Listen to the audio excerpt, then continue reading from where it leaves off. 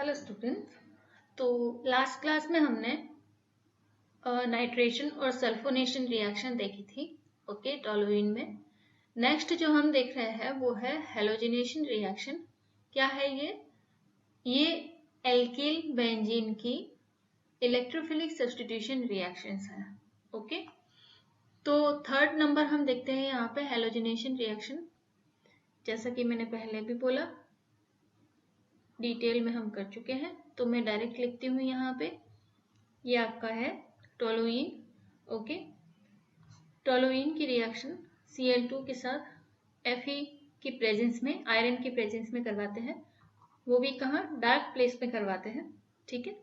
तो ये हमें दो तरह के प्रोडक्ट देगा टोलुइन। एक तो देगा ऑर्थो प्रोडक्ट और दूसरा देगा पैरा, ठीक है, पैरा प्रोडक्ट, राइट। नाम क्या है इसका, ऑर्थो क्लोरो टोलुइन,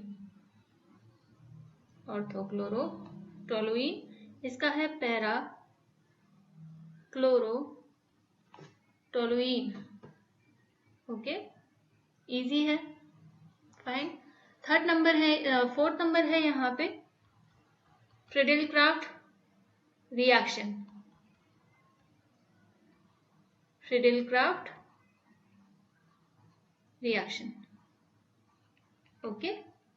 फ्रीडेलक्राफ्ट रिएक्शन में देखना है हमें, फ्रीडेलक्राफ्ट एल्काइलेशन करवाते हैं, जिसमें टोलुइन का एल्काइलेशन करवाएंगे हम, यानी कि एक एल्काइल ग्रुप टोलुइन पर आके जुड़ेगा। टोलुइन लिया हमने, ओके।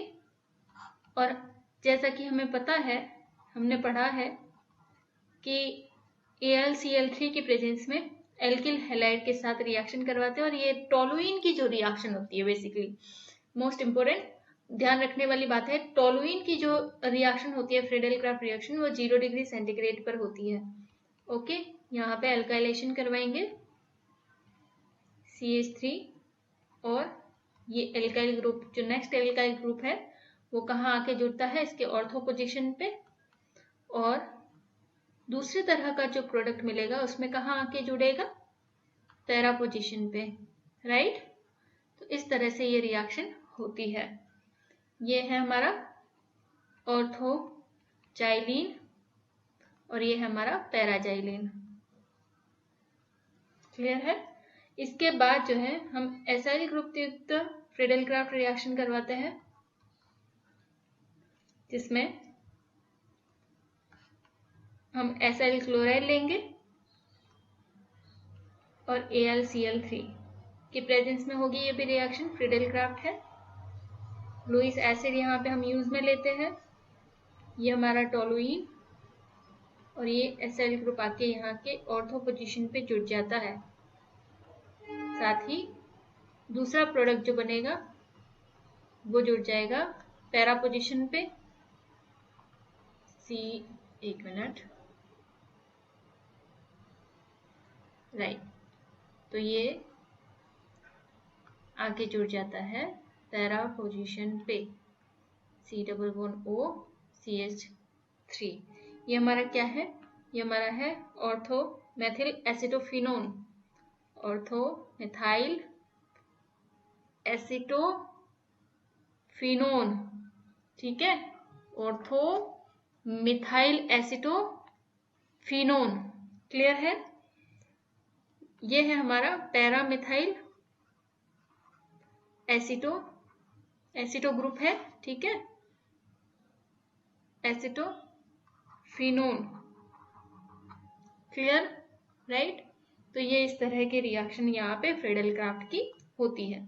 तो ये तो हो गई हमारी electrophilic substitution reaction in alkyl benzene, okay. अब हम नेक्स्ट टॉपिक स्टार्ट करते हैं। यहाँ पे ये कॉमन रिएक्शन थी जो पहले पढ़ी हुई भी थी, हमने रिवाइज कर लिया एक बार इसको। नेक्स्ट टॉपिक है हमारा rearrangement of alkyl group and disproportionation reactions, okay. क्या है, rearrangement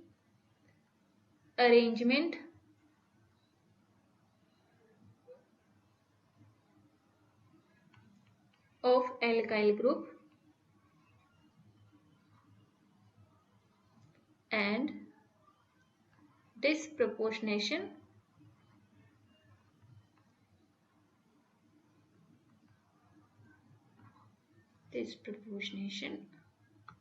one second reaction, right? Okay, ये है हमारा हेडिंग।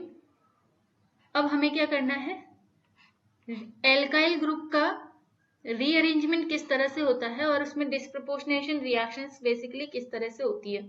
तो यहाँ पे आपको क्या होता है, यहाँ पे इस तरह की रिएक्शन होने के लिए जो नेसेसरी है कि यहाँ पे इस तरह की रिएक्शन में आपको ज्यादातर देखने को मिलेगा लुईस एसिड यूज में लिया जाता है। क्या? लुईस एसिड एंड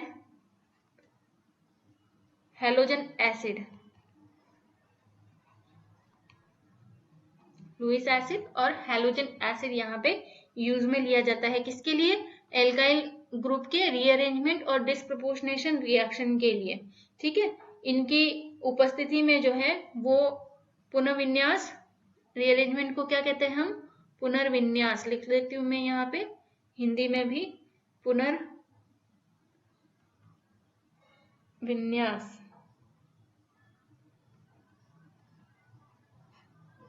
पुनर्विन्यास एंड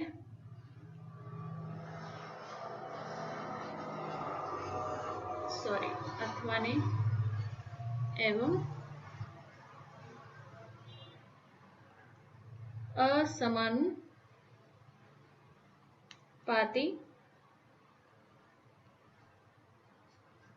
अभिक्रिया। ठीक है, असमानुपाती अभिक्रिया किसकी प्रेजेंस में होती है? लुईस एसिड और हेलोजन की प्रेजेंस में अभिलाक्षणिक अभिक्रियाएं देता है एल्किल बेंजीन। तो यहाँ पे देखेंगे कि किस तरह से रीअरेंजमेंट होने की वजह से अलग अलग प्रकार की रिएक्शन होती है। तो सबसे पहले हम यहाँ पे लिखते हैं आइसोमराइजेशन, कि किस तरह से आइसोमराइजेशन की रिएक्शन होगी यहाँ पे रीअरेंजमेंट की वजह से। आइसोमराइजेशन, ठीक है, आइसोमराइजेशन। अब ये आइसोमराइजेशन जो है हम यहाँ पे एग्जाम्पल लेते हैं जाइलीन का। एग्जाम्पल किसका लेते हैं? जाइलीन में जो है हम देखेंगे, ठीक है, जाइलीन में हम देखेंगे। और जाइलीन की रिएक्शन हम किसके साथ करवाएंगे? जाइलीन की रिएक्शन हम AlCl3 HCl की प्रेजेंस में करवाएंगे। ठीक है, जाइलीन को हम AlCl3 HCl की प्रेजेंस में गर्म करेंगे तो हमें जो है यहाँ पे ऑर्थो, पैरा और मेटा प्रोडक्ट देखने को मिलेगा।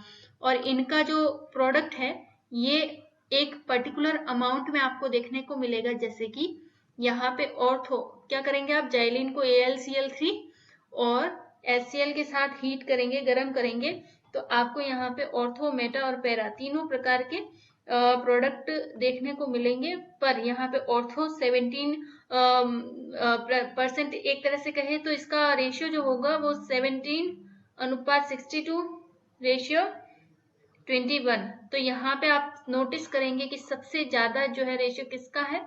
यहाँ पे पैरा सॉरी मेटा का है। यहाँ पे सबसे ज्यादा रेशियो जो है वो किसका आता है? मेटा का आता है। ठीक है, अब मेटा का रेशियो क्यों है? क्योंकि मेटा जो प्रोडक्ट यहाँ पे बनता है ना, बेसिकली वो हमारा क्या होता है? थर्मोडायनेमिक प्रोडक्ट होता है। क्या होता है? थर्मोडायनेमिक प्रोडक्ट होता है। और आपने अगर थर्ड यूनिट ढंग से पढ़ी होगी तो आपको पता होगा कि थर्मोडायनेमिक्स प्रोडक्ट जो है वो मोस्ट स्टेबल प्रोडक्ट होता है, और जो मोस्ट स्टेबल प्रोडक्ट होगा वो ज्यादा ही बनेगा। सिंपल है, ठीक है, नॉर्मली ज्यादा ही बनता है, राइट। तो ये है थर्मोडायनेमिक प्रोडक्ट हमारा मेटा, इसलिए इसकी जो क्वांटिटी होती है वो ज्यादा मिलती है। हालांकि बनते तो तीनों ही है। ओके, तो चलो ये हम देखते हैं, अभी स्टार्ट करते हैं इसको कि किस तरह से इसका मैकेनिज्म होता है पूरा, किस तरह से ये रिएक्शन होती है। ओके, तो पहले तो इसकी बेसिक सी रिएक्शन लिख लेते हैं। एग्जाम में जब पूछा जाए तो सिस्टमेटिक आपको लिखना है सब कुछ, ठीक है।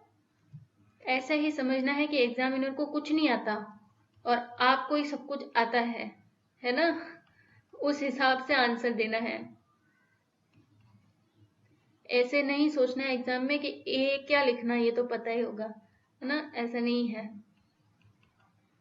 ऐसा नहीं सोचना है। ऐसे सोच के आंसर देना है जैसे एग्जामिनर को कुछ भी नहीं पता है, सब कुछ हमें ही बताना है, राइट। तब तो मिलेंगे सही से मार्क्स।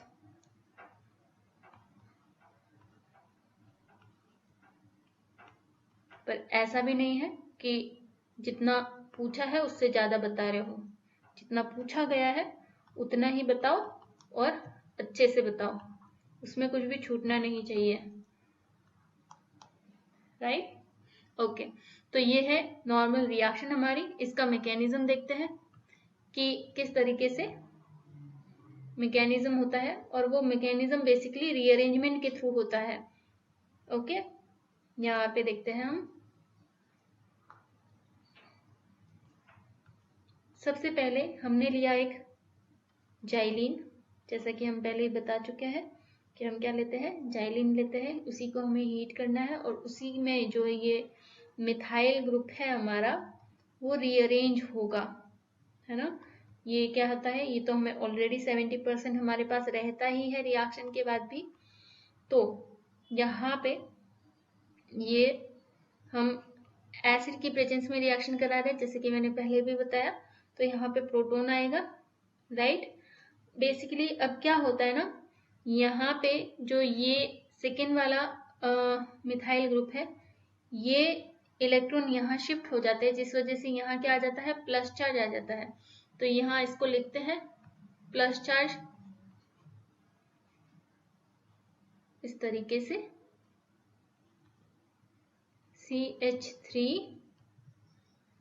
CH3 और ये H कौन सा, ये वाला जाके जुड़ गया, क्योंकि यहाँ पे जैसे ही ये एरो से देखो आप, यहाँ पे क्या होता है, इलेक्ट्रॉन यहाँ पे आके यहाँ पे आ जाते हैं, इस बॉन्ड के इलेक्ट्रॉन कहाँ आ जाते हैं, यहाँ आ जाते हैं। तो इस पे क्या आ जाता है, इस कार्बन पे माइनस चार्ज आ जाता है, और जैसे ही माइनस चार्ज आएगा ये प्रोटॉन आके यहाँ पे जुड़ जाएगा, और इस वाले कार्बन पे क्या रह जाएगा, यहाँ पे प्लस चार्ज रह जाएगा। और जैसे ही दिखा मिथाइल को कि प्लस चार्ज आया है, मिथाइल खुद को क्या कर देता है, यहाँ पे रीअरेंज कर लेता है, यानी कि ये वाला मिथाइल जो है वो यहाँ आके जुड़ जाता है। तो जैसे ही यहाँ से टूटकर मिथाइल यहाँ आके जुड़ा, अब प्लस चार्ज जो है वो इस वाले कार्बन पे आ जाता है, ठीक है। तो यहाँ पे हम लिखेंगे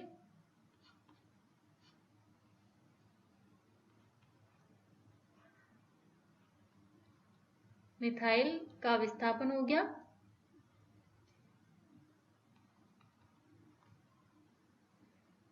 ये प्लस चार्ज आके यहाँ जुड़ गया, ओके। यहाँ एक हाइड्रोजन तो सबके पास होता ही है कार्बन के पास, राइट, ओके।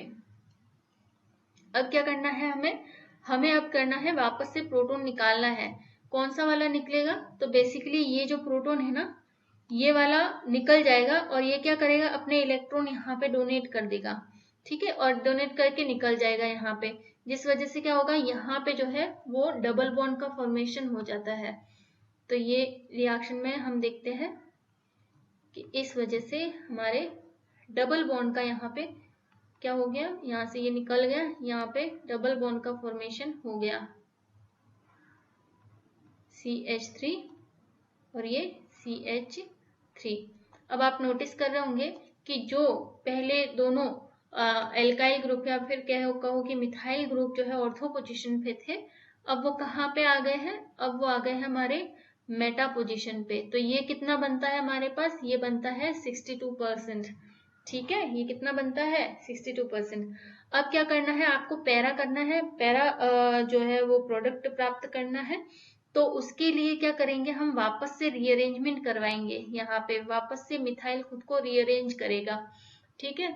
तो यहाँ पे देखते हैं हम किस तरीके से रीअरेंजमेंट होता है। उसके लिए समझने के लिए देखो, पहले भी बताया हुआ है कि ये बॉन्ड जो है वो कहीं पे भी होते हैं, जैसे हमने क्या कहते हैं पढ़ा है बेंजीन की स्ट्रक्चर। तो बेसिकली बॉन्ड जो है रोटेट होते रहते हैं। तो आप यहाँ पे जो पहले लिखा था मैंने बॉन्ड वैसा लिखो, या फिर ऐसे इस तरीके से लिखो, जो पहला है वैसे लिखो या फिर इस तरीके से लिखो, एक ही बात है, ठीक है। उसमें कंफ्यूज नहीं होना कि आपने पहले तो यहाँ पे बॉन्ड बनाया था, ये बॉन्ड ऐसे थे, फिर अब ऐसे क्यों लिख दिए, सेम बात है।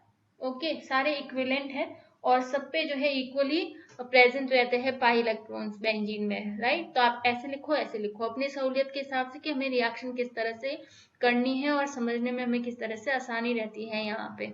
ओके, तो ये यहाँ पे कर लिया हमने।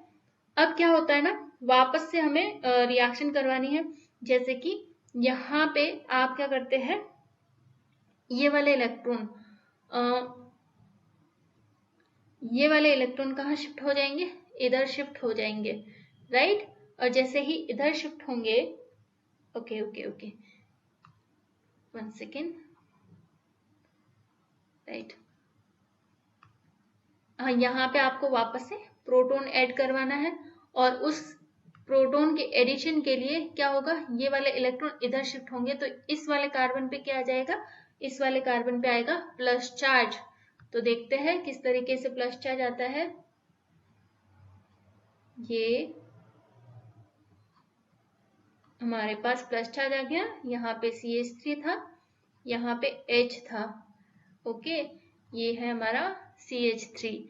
अब क्या होगा, जैसे कि हमने पहले भी कहा है, विस्थापन होगा, किसका होगा, मिथाइल ग्रुप का होगा। कैसे होगा, ये मिथाइल ग्रुप जो है यहाँ से आके यहाँ पे जुड़ जाएगा, जिस वजह से इस वाले कार्बन पे क्या आ जाएगा, अब इस पे आ जाएगा प्लस चार्ज। ओके, तो ये देखते हैं हम, अगेन मिथाइल ग्रुप का विस्थापन हुआ है,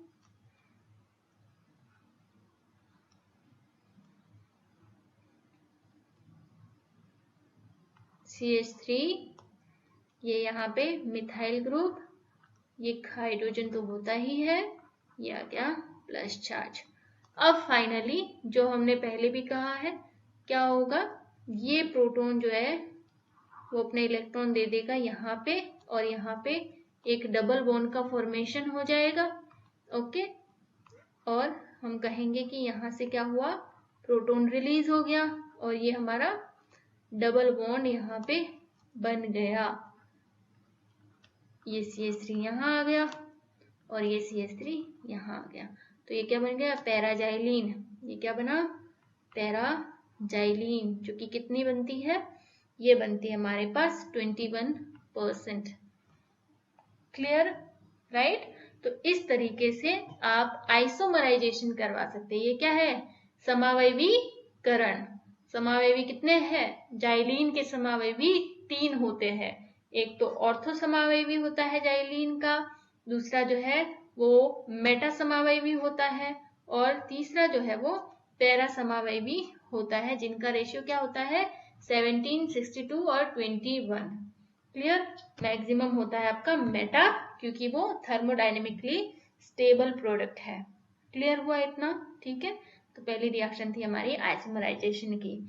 सेकंड देखते हैं हम यहाँ पे, सेकंड आइसोमराइजेशन फर्स्ट हुआ, अब देखते हैं हम सेकंड रिएक्शन। ये है हमारा डिस्प्रोपोर्शनेशन रिएक्शन।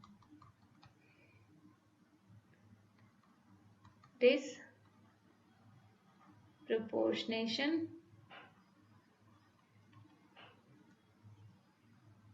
ठीक है, डिस्प्रोपोर्शनेशन या फिर आप कहे असमानुपातन अभिक्रिया, असमानुपातन अभिक्रिया, राइट। ओके, चलो तो अभी स्टार्ट करते हैं असमानुपातन अभिक्रिया। आप यहाँ पे देखेंगे असमानुपातन अभिक्रिया भी दो तरह की होती है, एक तो होती है इंटरमॉलिक्यूलर और एक होती है इंट्रामॉलिक्यूलर। इंटर यानी कि दो मॉलिक्यूल के बीच में असमानुपातन अभिक्रिया हो रही है, और इंट्रामॉलिक्यूलर मीन्स कि अपने आप एक ही मॉलिक्यूल के अंदर जो है असमानुपातन या डिस्प्रपोर्शनेशन हो रहा है। ओके, और डिस्प्रपोर्शनेशन में बेसिकली क्या होता है, जो आपका एल्किल ग्रुप है बहुत इजीली एक कार्बन से दूसरे कार्बन पर जो है वो ट्रांसफर भी हो सकता है। एल्किल ग्रुप है वो इजीली एक कार्बन से दूसरे कार्बन पर ट्रांसफर हो सकता है। वैसे अभी देखते हैं इसकी रिएक्शन, आपको क्लियर हो जाएगा कि क्या होता है डिस्प्रपोर्शनेशन। ओके, ये रिएक्शन भी जो है आप बेसिकली AlCl3, ये बस शुरुआत है। ओके, यहाँ पे भी जैसे स्टार्ट किया था हमने, कैसे करते हैं, यहाँ पे भी ये शिफ्ट हो जाएंगे इलेक्ट्रॉन कार्बन पे, ठीक है। और जैसे कार्बन पे शिफ्ट हो जाएंगे, ये प्रोटॉन जो है वो इस कार्बन पे आके जुड़ जाएगा। तो जो रिएक्शन होगी वो क्या होगी, ये तो बना H और ये बनेगा C2H5। ओके, ये तो H और ये C2H5 और यहाँ पे आ गया हमारा प्लस चार्ज। फाइन। अब क्या हो ना, ये जो है आपका C2H5 यहाँ पे अपने इलेक्ट्रॉन देके निकल जाता है, और फिर आपका जो पीछे बचता है वो क्या बचता है, वो बचता है आपका बेंजीन। C2H5 बेंजीन बचता है ओनली, राइट। और C2H5 पर क्या आता है, प्लस चार्ज, क्योंकि अपने इलेक्ट्रॉन तो देके निकल गया है ना। और अब ये जो C2H5 निकला है वो दूसरे मॉलिक्यूल के साथ रिएक्ट करता है। सेम ये जो दूसरा मॉलिक्यूल है C का, उसके साथ रिएक्ट करता है। देखो किस तरीके से करता है, ये C2H5, ओके, और ये जो अभी निकला था वो C2H5 हो गया, ये प्लस चार्ज। ओके, ये रिएक्शन हुई AlCl3 और ये है आपका HCl की प्रेजेंस में, HCl की प्रेजेंस में। अब ये जो है वो, जैसा कि हमने पहले बताया कि ये भी क्या है, ऑर्थो पैरा डायरेक्टिंग है, तो आने वाला ये क्या है, इलेक्ट्रोफाइल है, सिंपल। तो ये आके कहाँ जुड़ेगा, एक बार इसके ऑर्थो पे जुड़ेगा, इसके पैरा पे जुड़ सकता है, इसके मेटा पे भी जुड़ सकता है। तो 3 तरह के प्रोडक्ट ये देगा, 3 तरह के प्रोडक्ट ये देगा। तो हम क्या लिखेंगे यहाँ पे कि ये ऑर्थो भी दे सकता है, मेटा भी दे सकता है, पैरा भी दे सकता है, ठीक है। तो ये सबका मिश्रण देगा basically, ortho Meta para mixture, isomeric mixture, isomeric mixture, ठीक है। तीनों का मिक्सचर देता है। क्लियर है इतना, ठीक है। अब देखते हैं मेन रिएक्शन, इजी सी इंट्रामोलिक्यूलर रिएक्शन, आपकी असमानुपातन अभिक्रिया। ये भी आपकी असमानुपातन अभिक्रिया ही है। हम अभी दूसरे तरह की असमानुपातन अभिक्रिया देखते हैं, जो कि इंटरमोलिक्यूलर असमानुपातन अभिक्रिया, एक ही मॉलिक्यूल में जो है वो यहाँ पे असमानुपातन हो रहा है। ओके, आइसोमर बनेगा इसका, या आइसोमराइजेशन। ओके, यहाँ पे देखो ये क्या है, CH2CH3। अब क्या होता है ना, यहाँ पे हाइड्रोजन जो होता है वो कहाँ जाके जुड़ेगा, यहाँ आके जुड़ जाएगा, और ये जो CH3 है ये इसकी जगह ले लेगा। यही है असमानुपातन बेसिकली, ठीक है। तो यहाँ से जो हाइड्रोजन निकला वो यहाँ आके इस CH2 से आके जुड़ा, तो ये CH3 हो गया, और क्योंकि यहाँ से हाइड्रोजन निकल गया था तो अब इसकी जगह क्या आ गया, ये वाला CH3 आ गया, ये वाला, ठीक है। तो ये है रिएक्शन आपकी असमानुपातन, और ये कैसी है, इंट्रामोलिक्यूलर असमानुपातन रिएक्शन, राइट। चलो सही से बना देते इसको। No no no, alkyl group था, CH2 CH3, क्लियर है। ओके, ये आपका क्या बन गया यहाँ पे, ऑर्थो जाइलीन। फाइन। अभी इसी तरीके से नेक्स्ट एग्जाम्पल लेते हैं कि हमने क्या लिए, 2 ही इथाइल बेंजीन लिए हैं। यहाँ पे तो हमने क्या लिया था, 1 इथाइल बेंजीन लिया था, यहाँ पे हम लेते हैं 2 इथाइल बेंजीन। ओके, और किस तरह से रिएक्शन हो सकती है, देखो CH2 CH3, ठीक है। अब यहाँ पे ये तो हुआ आइसोमराइजेशन, अब यहाँ पे हम करवाते हैं डिस्प्रपोर्शनेशन।